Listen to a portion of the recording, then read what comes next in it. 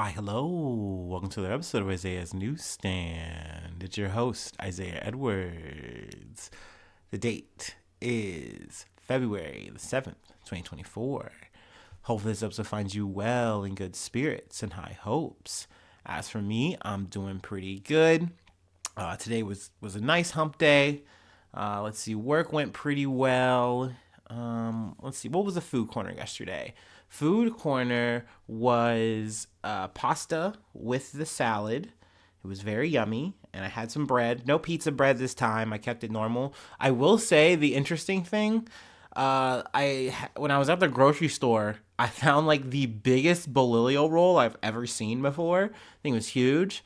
So that was kind of fun, just to have a big old piece of bread. It was like usually these things are about the size of like a 6-inch sub or something, and this one was about like a foot long. So I was like, oh shit, let's go, big bread. But yeah, I my eyes are bigger than my stomach yesterday. That was kind of a bummer. I hate that when I get like about halfway through a meal and it feels like I'm hitting a wall. When normally I'm eating like an anime character, no problem. So that was a bit of a fail, but I don't mind getting full and then just saying, hey, this is when you say when. But yeah, that's pretty much it on all my Joneses. So let me go ahead and do my startup, and we'll get into some news.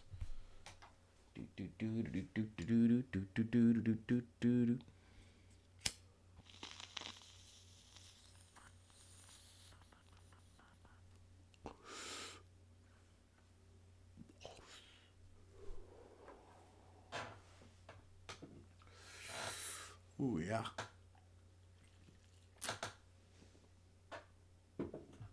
All right. First stop comes seeing it. Haley loses Nevada GOP primary as Biden wins Democratic contest. So I just want to hit this real quick. And this is a crazy stat for me. None of these candidates got 63.3% of the primary in Nevada. Nikki Haley follows up second, 30.5%. Mike Pence and Tim Scott are also named, but they are in single digits and also are not in the running anymore. So that's fucking crazy that she got trounced this hard.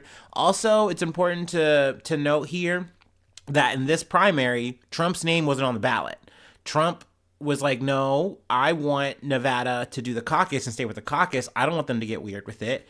And he implored them to, and they're like, okay, yeah, that's fine. So essentially, the caucus is more or less the true litmus test for who wins anyway. And pretty much the people have already spoken and they say, boo, all these people suck. Get the fuck out of here. And they're going to vote for Trump. So that was interesting. And then, what's his name? Joe Biden. Excuse me. Sorry. Joe Biden winning here is not surprising. Any of the other candidates are like fucking a baby's whisper. Like they're just not doing anything.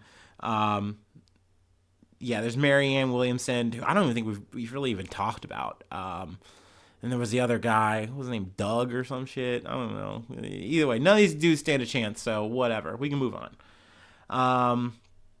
From the BBC, Pakistan election. Two blasts killed 28 in I swear I can pronounce this. Balistan? I cannot. Balistan Day before vote. So, let's get into this. Balochistan. I knew I could say. I heard it today, and I was like, I can say Balochistan. I know I can. Yee, mea culpa. Two bomb explosions near candidates' offices in the Pakistani province of Balochistan killed at least 28 people and wounded dozens on the eve of general elections. Also, bureaucracy. Bureaucracy. Yeah, I can say that. Listeners know I can say bureaucracy. I feel like I was fucking it up, and maybe I'm still fucking it up, but today's better. The first blast killed 16 people in Pishin district, north of Quetta, or Quetta. I'm just getting it. I'm rattling them off today. North of Quetta City.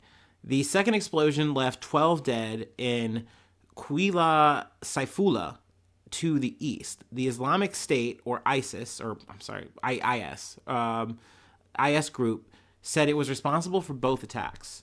The vote has been marred by violence and claims of poll rigging. Let's see here. They, mentioned that Imran Khan is banned. They also talk a little bit about just like a little bit of like what's the situation in Baloch. I cannot talk right now. That sucks. Balochistan.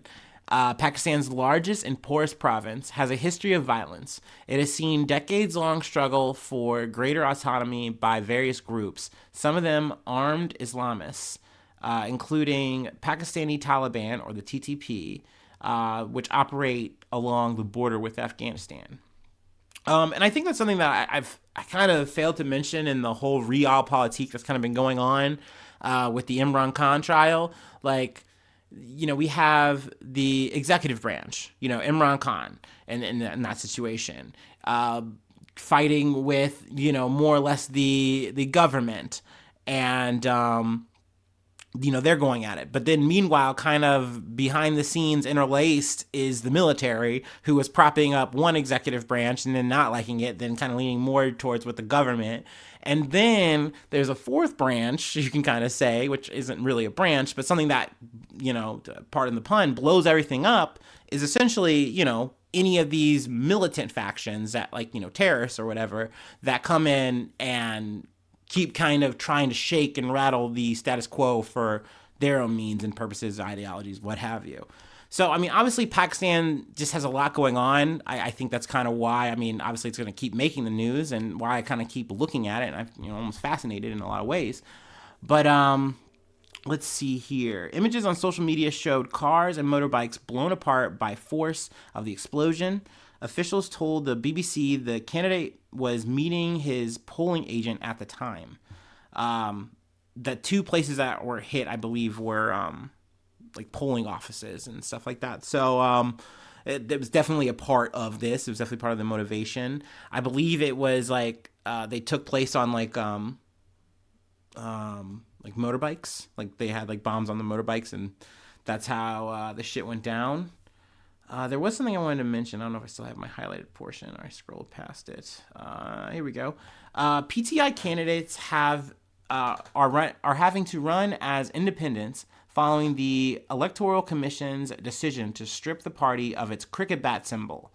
Electoral symbols are vital in helping voters mark their ballots in a country with high rates of illiteracy. So I didn't learn that until reading that, and that kind of helped me understand why the symbol was so important. I'm like, bro, this isn't a goddamn Batman movie. I get it. Symbols are important, whatever. But like, no, they took away the cricket bat symbol. So that means even if you wanted to get spicy on voting day and like vote for Imran Khan, or like say I want to vote for the PTI, you can't. Like, you just cannot. Like, the average person isn't going to be able to do that, because literally the symbol, which was cricket bat, because Imran Khan, he was popular from that shit, it's gone. It's gone. Nixed. Now, I've mentioned before, PTI has kind of been scattered about.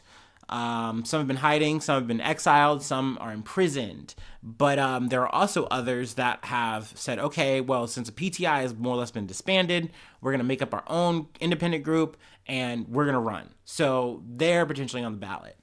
But the man tipped to win Thursday's election is three-time former Prime Minister Nawaz Sharif, who himself was behind bars at the last election. Analysts say it appears he has done a deal with the military to facilitate his return to politics. That's kind of what I'm saying, right? Like, you're always going to see the military somewhere in the backbeat, or even careening to the front saying, hey, you guys need to do what we're telling you to do, or there's going to be problems. So it kind of is interesting to me that this is kind of already seemingly sewn up. But we'll see, how things shake out in terms of the vote. But obviously, it's very unfortunate that, people are dying and stuff. Like, literally, more or less, I hate to say it because that sounds so fucking corny, but dying for democracy. You know what I mean? That fucking shit sucks. Really dying for ideologies and stupid, dumb, petty shit, period. That's not worth it. You know what I mean? It's a real fucking shame. But, these things are going to happen, and that's why I like to talk about it, cover it. Speaking of icky things that I do wind up covering on the fucking regular, let's talk about a fucking shitty ass cop. From ABC News, 17-year-old shot and killed by officer conducting welfare check. Something that's sadly all too common in America. A teenager was shot and killed by a police officer conducting a welfare check at a residence in Nebraska, state police said. The Nebraska State Patrol said it's investigating the shooting, which occurred Tuesday afternoon in Columbus, a city located 90 miles west of Omaha. The Columbus Police Department was conducting a welfare check on a subject following a report of potential self-harm. Nebraska State Patrol said in a press release. During the response, an officer shot the 17-year-old boy, state police said. He was pronounced dead at the scene. So, essentially, the subject became a suspect in just a matter of seconds, in motion somehow. There's not many details on what happened, I guess hence the investigation. The officer has been placed on administrative leave. They add there's no active threat to the community. They say that though, but literally a fucking dude who just killed someone, fucking kid, is just chilling at their house now. But whatever. I mean, we all know how this shit works. Just because it's a new year doesn't mean it's a new them. So yeah, here I am talking about this shit. But if there's any updates, anything that shakes out, I'll be there to cover it. Let's see. From the Daily Press.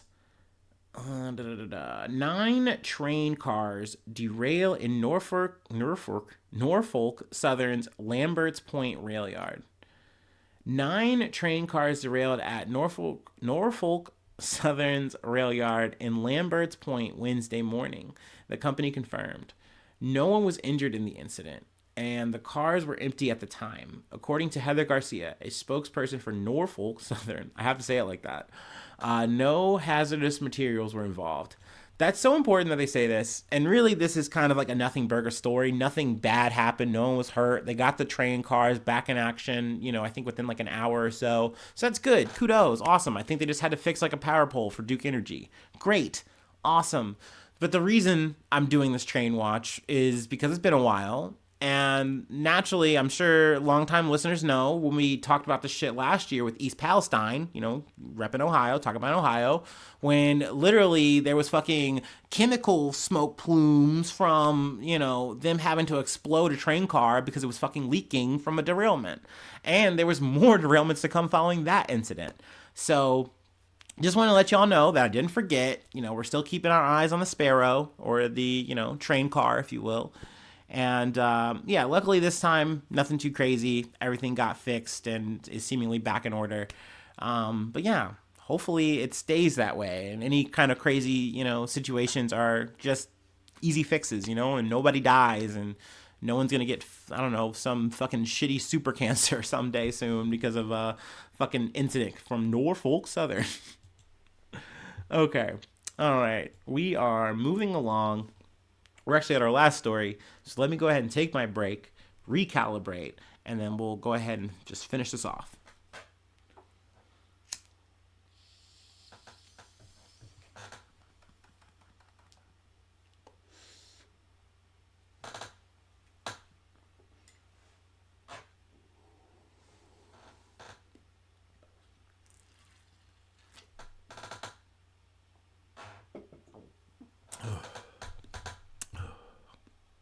Okay, we're back.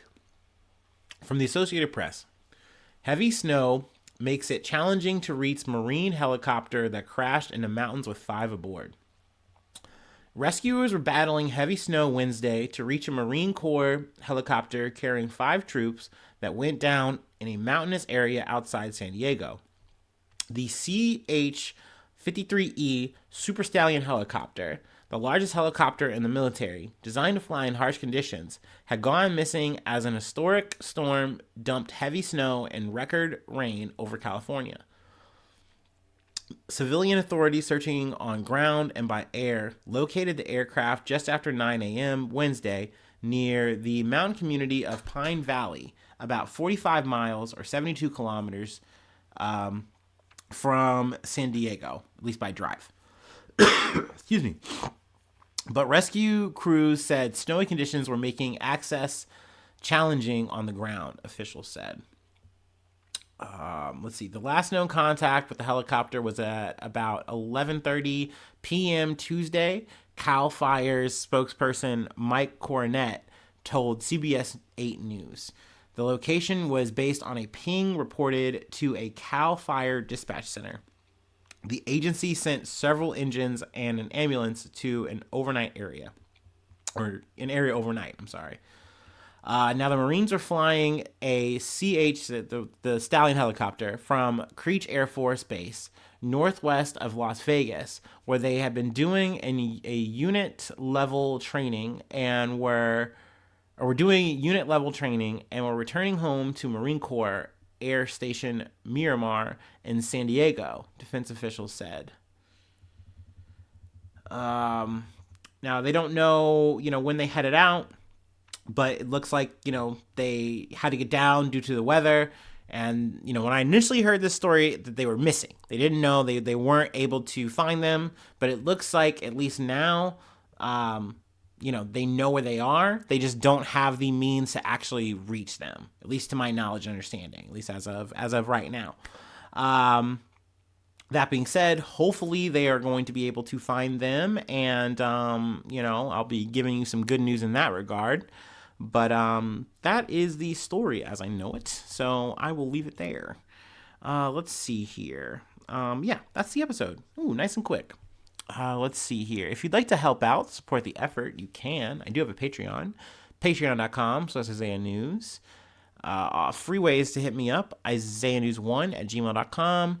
Feel free to follow me or the podcast on socials. Also helps out a ton if you're subscribed to the YouTube. Hit that like button. Hit a nice comment. That would be sweet and swell. Sharing is always cool. That's caring.